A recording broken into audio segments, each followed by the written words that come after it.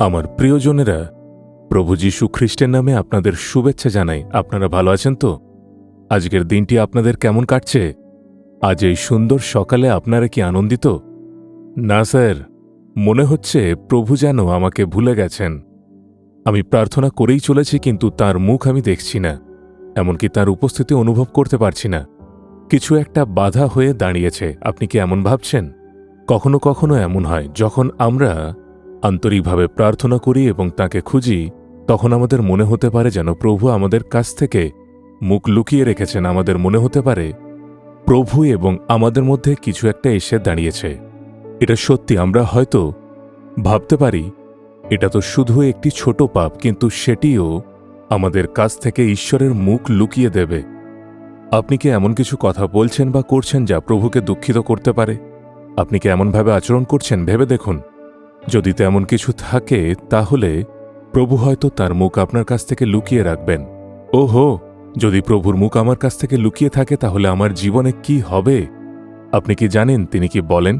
যিশায় তার 54 অধ্যায় 8 পদে লেখা আছে, আমি কোপাবেশে এক নিমেষ মাত্র তোমা হইতে আপন মুখ লুকাইয়াছিলাম।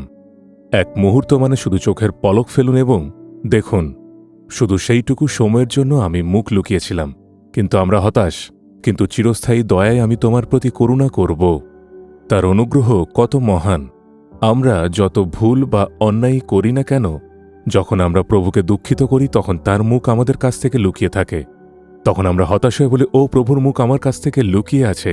আমি ঈশ্বরের উপস্থিতি বা প্রভু আমার সঙ্গে আছেন এমনটা অনুভব করতে পারছি না। ওহ, আমি কি কোনো পাপ করেছি? প্রভু আমাকে দয়া করে ক্ষমা করো। আমরা কি এভাবে প্রার্থনা করি না? সঙ্গে সঙ্গেই তিনি চিরস্থায়ী দয়ায় আমাদের প্রতি করুণা করবেন। চিরকাল তার অনুগ্রহ মহান, তার ক্রোধ তো কেবলমাত্র মুহূর্তের। আমরা যা কিছু ভুল করি তা হয়তো প্রভুকে ক্রুদ্ধ করতে পারে, তা হয়তো তাঁকে দুঃখিত করে। তখন তিনি তার মুখ লুকিয়ে রাখবেন।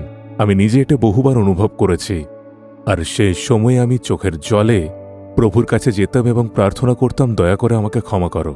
আমার কথা, আমার চোখ, আমার কাজের মাধ্যমে আমি তোমাকে দুঃখিত করেছি। আমাকে ক্ষমা করো এবং আমার প্রতি করুণা করো। পরের মুহূর্তে বাধা দূর হয়ে যেত এবং তিনি আবার আমাদের সঙ্গে কথা বলতে শুরু করতেন। আমাদের হৃদয়ে মহান আনন্দ আসত, কারণ তার অনুগ্রহ এত মহান। তিনি চিরস্থায়ী দয়ায় আমাদের প্রতি করুণা করবেন। তিনি একজন দয়ালু পিতা।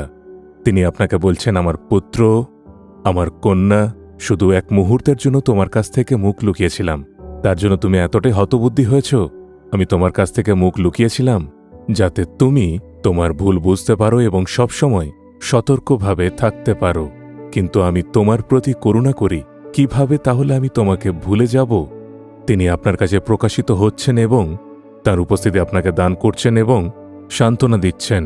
তাই তাকে বলুন, প্রভু, এক মুহূর্তের জন্য তুমি তোমার মুখ লুকিয়েছিলে। আমি সেটুকু সহ্য করতে পারিনি।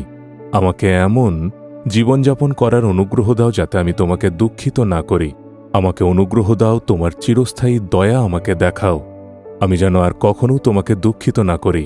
আমাকে সাহায্য করো, আশীর্বাদ করো। তোমার উপস্থিতিতে জীবনযাপন করার জন্য নিজেকে সমর্পণ করি। যিশুর নামে amen, amen. Jesus redeems Bengali YouTube চ্যানেলটি সাবস্ক্রাইব করুন। বেল আইকনটি ক্লিক করুন আমাদের প্রতিদিনের নতুন প্রোগ্রাম সম্পর্কে আপডেট পেতে।